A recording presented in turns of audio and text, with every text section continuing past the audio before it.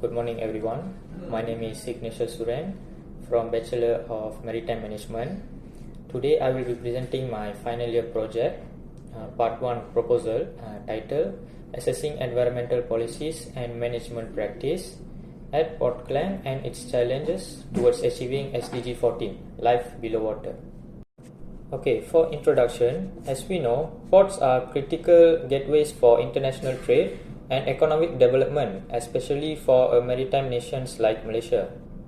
However, port activities also generate environmental pressures, including marine pollution, waste discharge, and ecosystem degradation. So, as we know, Port Klang, one of the busiest port and well-known ports in Malaysia, plays a significant role in both economic growth and environmental impact. Therefore, sustainable port management is essential to balance economic performance with environmental protection. So the next part is research background. With the growth of globalization and maritime trades, ports have expanded rapidly. Malaysia ranked among the top countries in liner shipping connectivity, which highlights the importance of its ports. However, increased port activities also means increased environmental risk.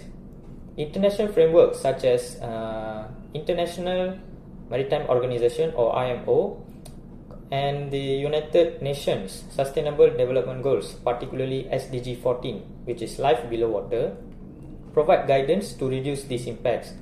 Despite this, practical challenge also remains in the port level. For problem statement, Malaysia has committed to SDG 14 and has adopted key international conventions such as MARPOL and the Ballast Water Management Convention.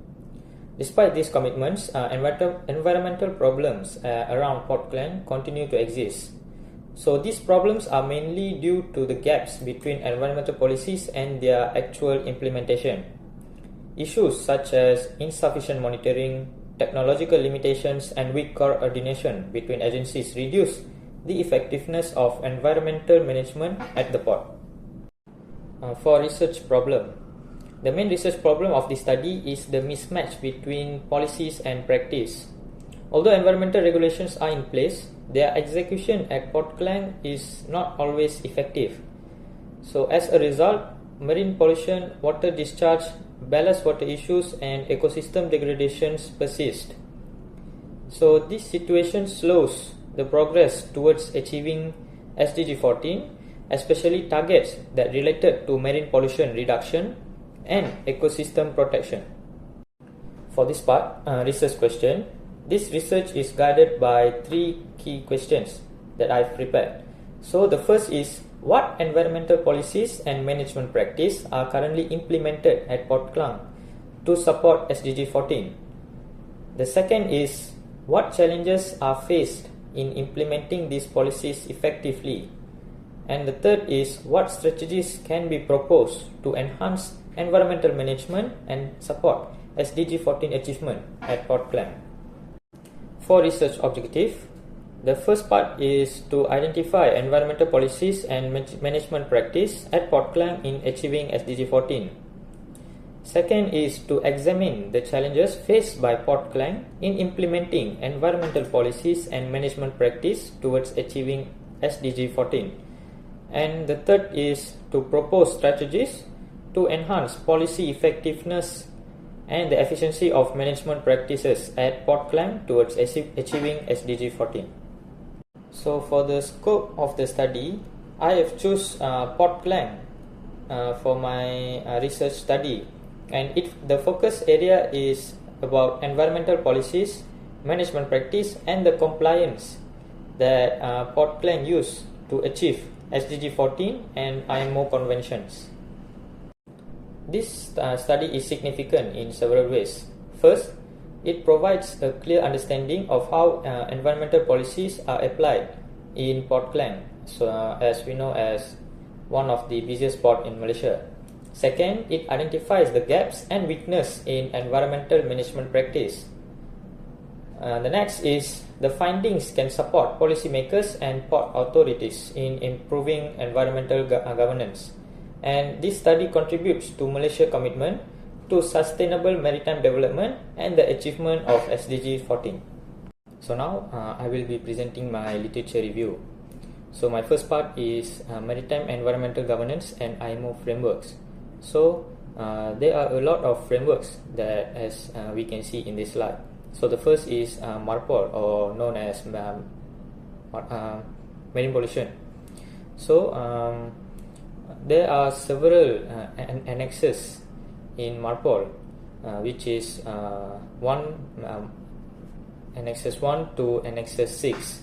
So the first is about oils, the second is about noxious liquids, the third is about harmful substance, the annex 4 is sewage, the fifth is garbage, and the sixth is about air emissions.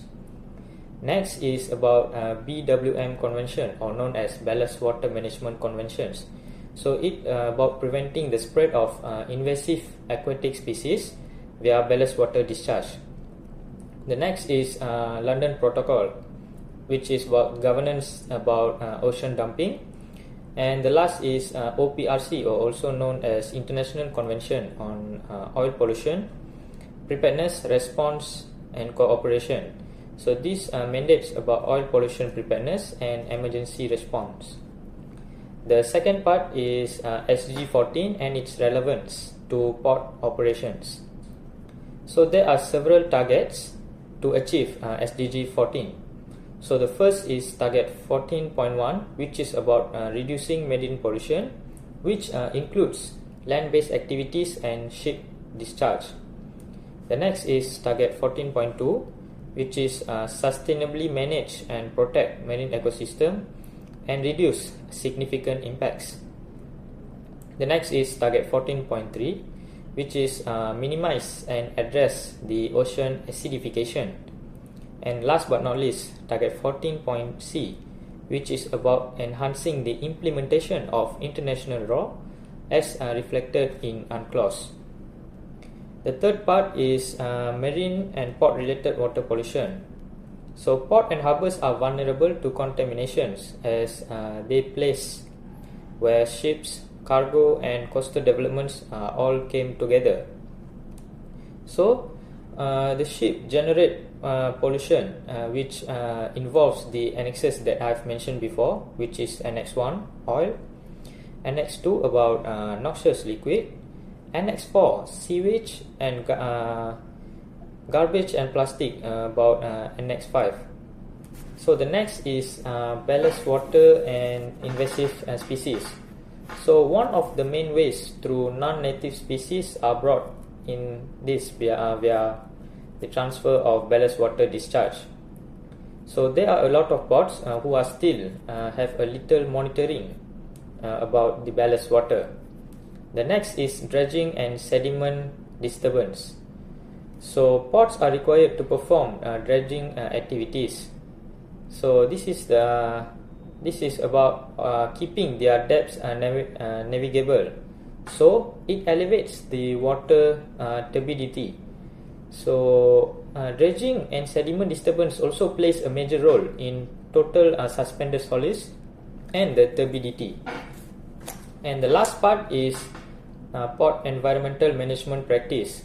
So the first one is PRF, or also known as port reception facilities. It is necessary for meeting MARPOL regulations. So there are several recurring problems that happens at Port Klang, which is that relates to PRF, which is long waiting hours, limited operating times, high disposal fees, and the lack of segregation and treatment capabilities. So PRF at Port Klang is still in improved level, so the gaps are still remain in accessibility. Next is the monitoring and enforcement. So this problem includes lack of inspections, poor interagency, and the coordination and outmode monitoring equipment. And the last is stakeholder coordination. So it necessitates the collaboration among port authorities, terminal operators, merit departments, and many more. So for conceptual framework, this framework illustrates the relationship between international conventions, port policies, and the environmental outcomes. IMO conventions and SDG 14 for sure influence the environmental policies at Port Klang. These policies shape management practice such as waste management, pollution control, and monitoring systems. However, challenges are still limited resource and coordination issues effect in this study. And about the implementation, which ultimately influence the environmental performance and SDG 14 achievement. So for conceptual framework, this framework illustrates the relationship between international conventions, port policies, and the environmental outcomes. IMO conventions and SDG 14 for sure influence the environmental policies at Port Klang. These policies shape management practice such as waste management, pollution control, and monitoring systems. However, challenges are still limited resource and coordination issues effect in this study. And about the implementation, which ultimately influence the environmental performance and SDG 14 achievement. So the expected outcomes from this study is clear assessment of Port Klang's environmental practice, identification of key implementation challenges, practical strategies to strengthen the SDG 14 compliance, and the contribution to sustainable port governance. So the next part is about project timeline. So this slide is about Gantt chart, where it outlines the stages from topic selections, introduction, background, research problem, proposal draft, literature review and methodology, and the final presentation. In conclusion, Port Klang plays a vital role in Malaysia's maritime economy, but also presents the environmental challenges. Despite existing policies and international commitments, the implementation gaps are still remains. So this study aims to assess these challenges and propose strategies to enhance environmental governance at Port Klang to support the achievement of SDG 14. That's all from me. Thank you very much, and I hope you have a nice day ahead.